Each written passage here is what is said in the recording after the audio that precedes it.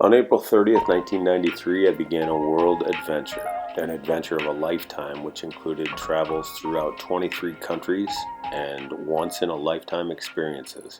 I met so many amazing people, both native and fellow traveler. I wrote extensively of my daily adventures and filled 7 journals. Thanks to my family of typists and editors, my journals were published 30 years after my return. Poste Restante can be found on Amazon.com in both paperback and electronic versions. I hope that folks who read it or see this slide presentation are inspired to make advantage and go.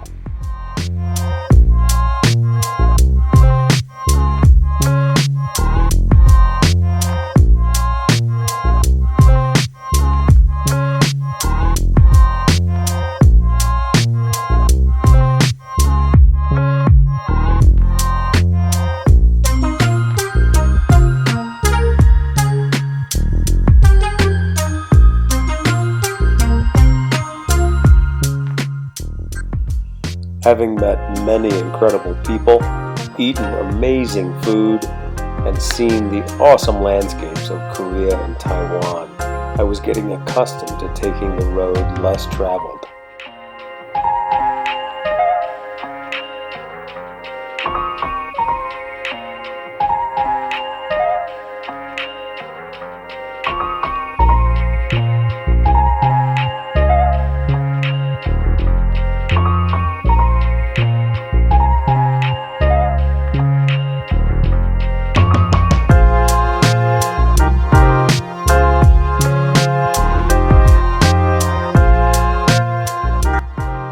I took my grandfather's advice when one time he told me, "Eric, you don't want to wind up in your rocking chair near the end of your life and look back wishing you had done this and seen that. So go do it all and see it all."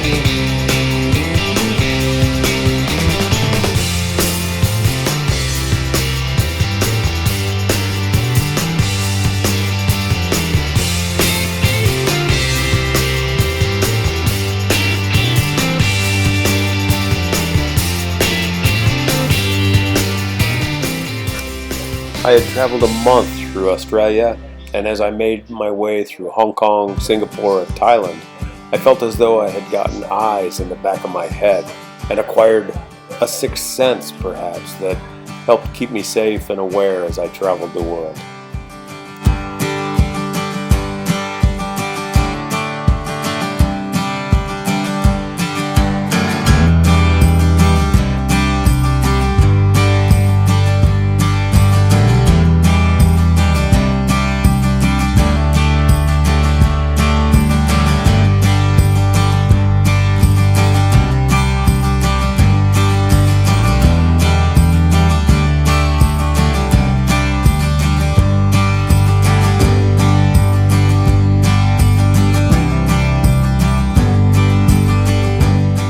Arriving in Bangladesh was like stepping back in time for me, kind of a realization of what a third world country is really like.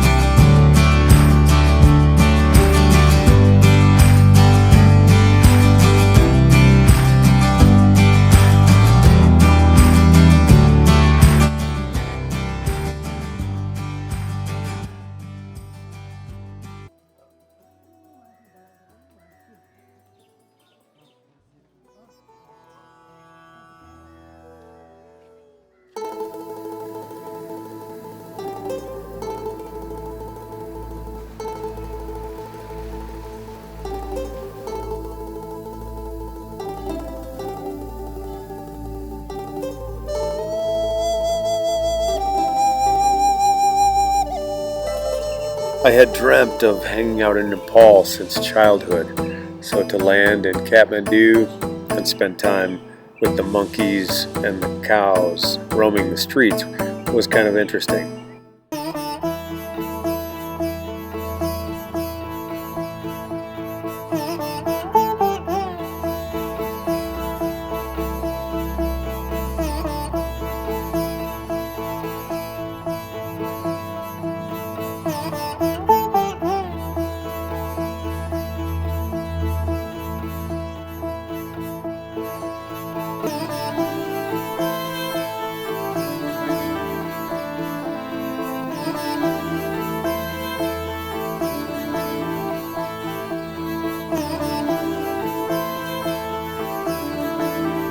It was so nice to start a new adventure on a bicycle.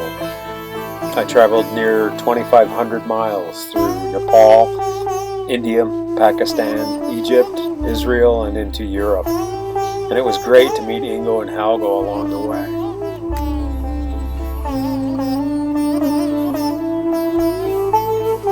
My boomerang or my foot bag came out of my backpack frequently. I made a point to throw in every country, whether it was with a crowd of people who wanted to join in or sometimes solo.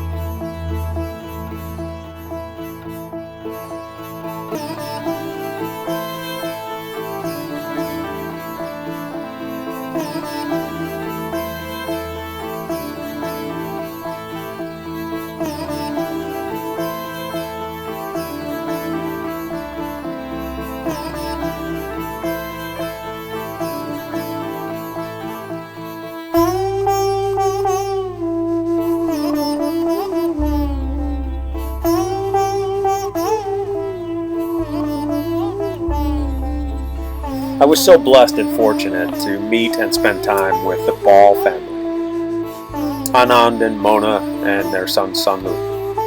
Then we made our way to Agra, where we spent time with his sister, and then in New Delhi we spent time with her brother, and then we ended up in a small town in northern India with her mother.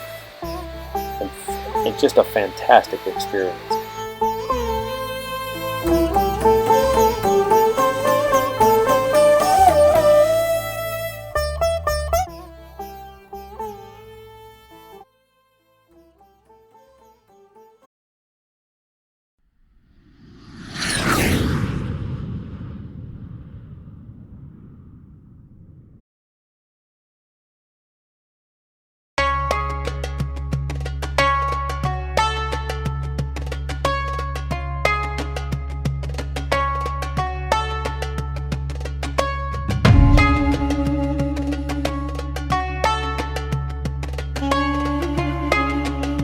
My bike and I jumped on a tour bus from Cairo to Jerusalem, and we passed over the Sinai Desert and the Suez Canal.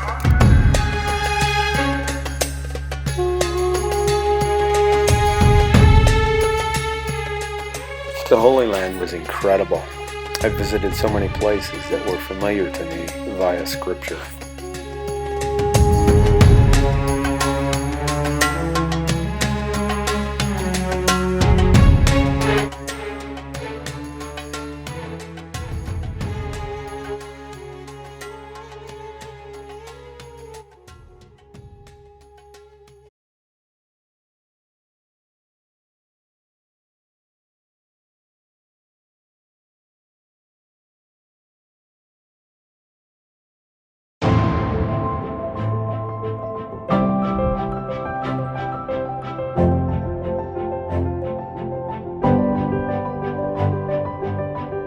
Landing in and spending time in Switzerland was second nature to me, since my brother had lived there for many years even before my trip.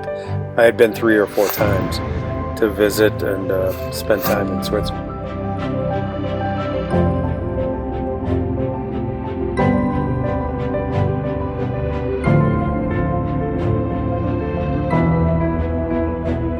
Of course, I always enjoy visiting my brother Gary and his wife Catherine and other friends I had made over the years in Switzerland. But this particular trip, I met the Milia family, and they needed an au pair for their daughter Aline and their son Alex.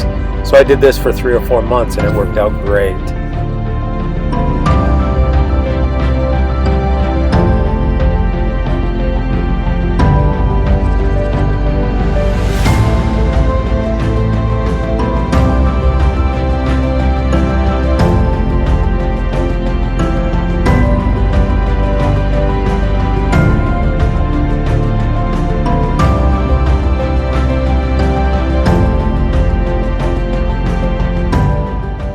Another great friend I made at this time was with an American named Elaine, and we filled our weekends with going skiing and doing other great outdoor activities together.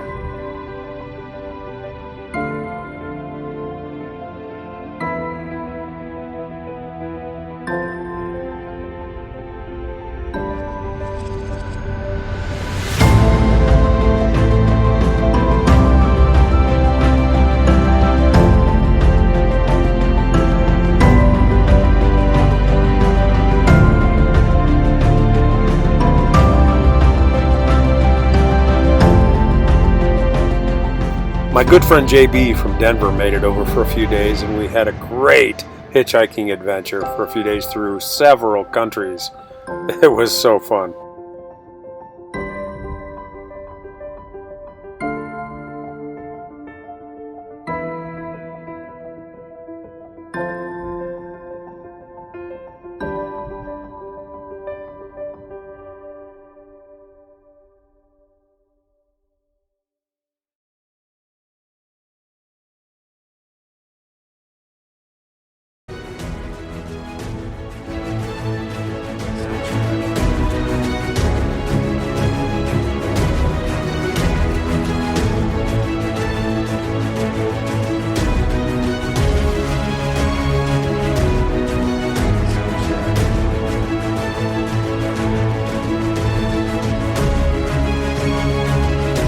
I was so fortunate to make friends with Dan Gaillard from Lausanne. He set me up with a hang glider and a motorcycle, and I was able to fulfill a ton of dreams my last couple of months in Switzerland.